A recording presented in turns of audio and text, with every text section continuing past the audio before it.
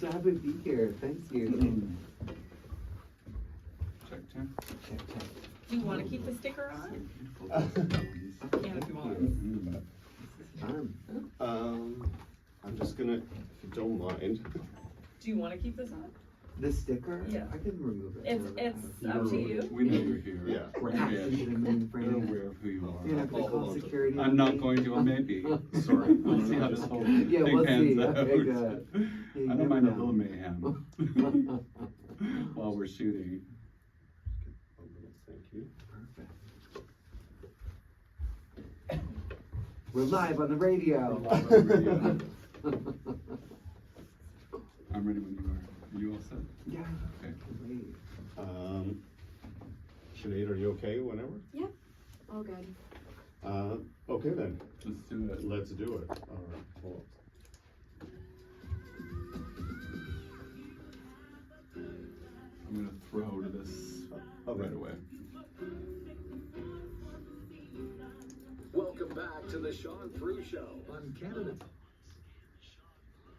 Here I am indeed, and for long-term listeners of the SPS, 11 years on the air now, you all know that I'm a tap, I'm a faucet, I cry on a dime, and here's a moment in television history where I just wept like a baby.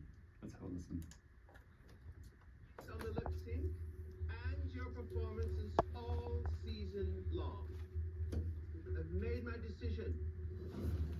Winner of RuPaul's Drag Race All-Stars 8, the Queen, about to be inducted into the Drag Race Hall of Fame, is...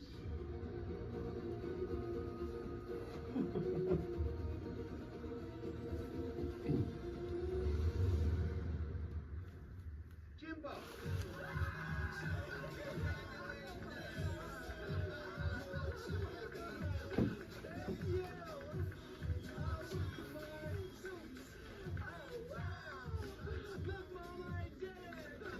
I did it! I'm the winner! Yoo-hoo! Thank you. I love you, Candy. The third time truly is a charm, and you know what they say, never give up. I am the first international queen to the Drag Race Hall of Fame. This win proves that with enough drive, determination, and love and support, you can do anything. And I am ready to take over the mother-tucking world. Thank you! Oh my God! This is the dream of a lifetime that I could never have ever predicted.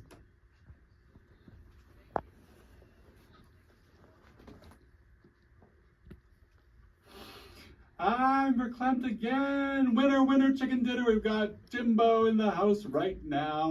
Oh, wow. Look at you. You're making me cry now, too. Oh gosh, I was rooting for you. I've been rooting for you when you were in Canada's Drag Race and then on UK vs. the World, rooting for you, and then you finally nabbed it in Thank All you. Stars. I was so proud of you. That was so exciting. That's the second time I've heard that. I hadn't listened since when it actually happened. I love in how New you York. could mouth long though. To all the I different know. parts. I was still like, is she gonna do it? Is she gonna say it? What is it like to hear that again? It's so exciting. That was the best moment of my life, pretty much. Just after all that hard work, competing in 3 different competitions and wanting it so badly, and then to get it was absolutely everything. Well, and Candy Muse was stiff competition as well. She And was, because she a lot could of beat me support up. behind her. She beat you up. I did notice the sourpuss face. Right? There's no hiding her discontent in the moment. That's right. She was trying to be a good sport, and you know, she did better than I thought, so I do have to give her credit.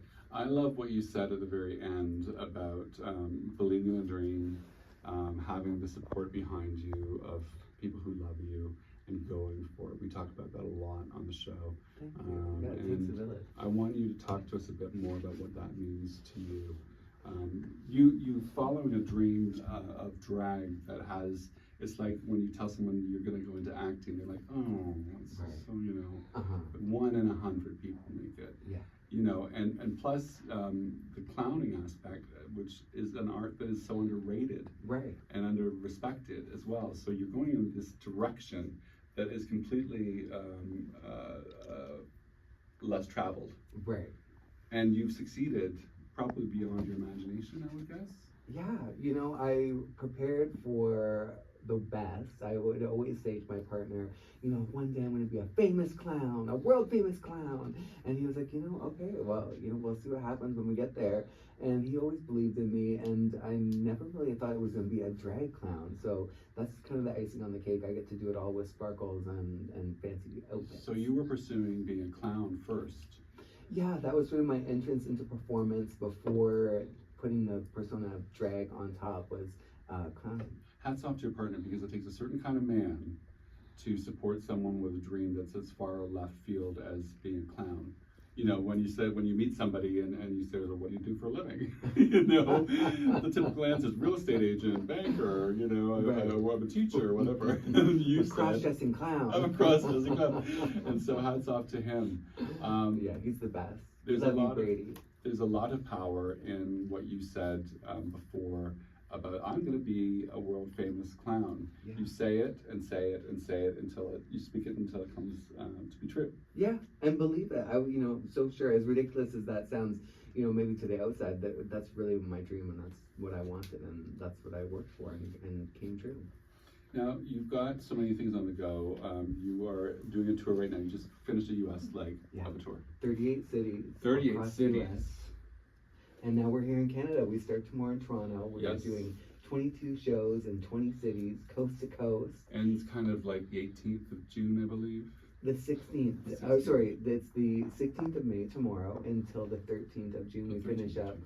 back in Victoria, where I live on the West Coast.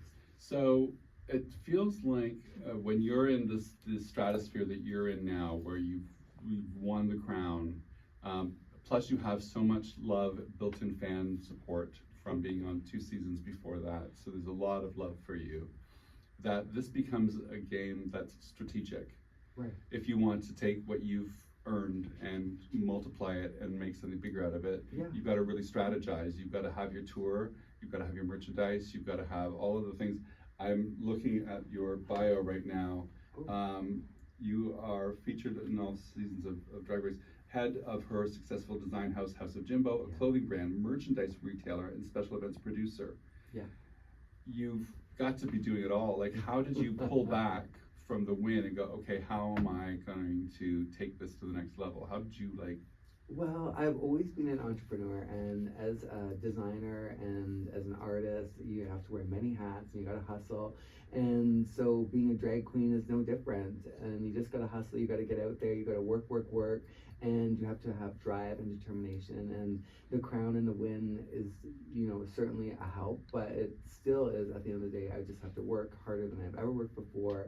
I feel this pressure to be better, to be good, and to be an awesome role model and entertainer. what is your fondest wish for yourself? My fondest wish for myself is to be able to create opportunities for other people as well. That's what I want to. I want to get to a point where I can, and I am at that point actually, where I can bring in other artists and provide opportunities. What is the nightmare scenario you've encountered as a drag queen that you don't told anyone? Ooh, a nightmare scenario as a drag queen. Well, that would be peeing your pants and through all your stockings. I guess the worst would be to crap yourself in drag, because You've done that? I've never fully had a trip to Browntown in my drag. I wouldn't put it past myself though, but I tend not to gamble. I tend not to gamble when you're in drag. It's too much to lose. So, but I have peed myself, and that's not fun. That's not fun. And were you performing? I was not. I was between performances, so I was able to run home. We took a very long intermission. Everyone was like, "Where the hell is Jimbo?" And I had to run home and change my Change, yes. And Pat my yourself pads dry. and my- yeah. Yes. My Sometimes goodness. you just can't get out of the costume. What do you make of the drag scene in smaller towns and cities that you visit? And because I think something like Drag Race has really given those kids an opportunity to shine. Where would they be without a show like Drag Race? Well, yeah, Drag Race has certainly given a spotlight to the art form of drag and has encouraged all kinds of people to explore it for themselves. And drag is this DIY art form where you kind of look within yourself and figure out who you are, bring it to the outside using whatever you can around you in whatever means.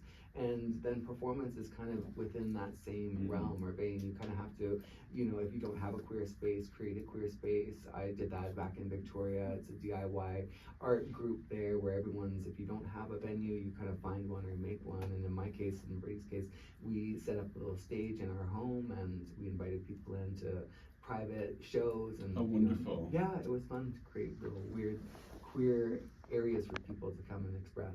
I think from my point of view, one of the reasons you appeal to so many people was what I'll call your Canadian charm. In the confessionals or whatever you want, the asides, Right. You were never a see you next Tuesday. You Thank weren't. you. You weren't. You could. You know, cross the line a little bit Yeah. and be mischievous, but you were never.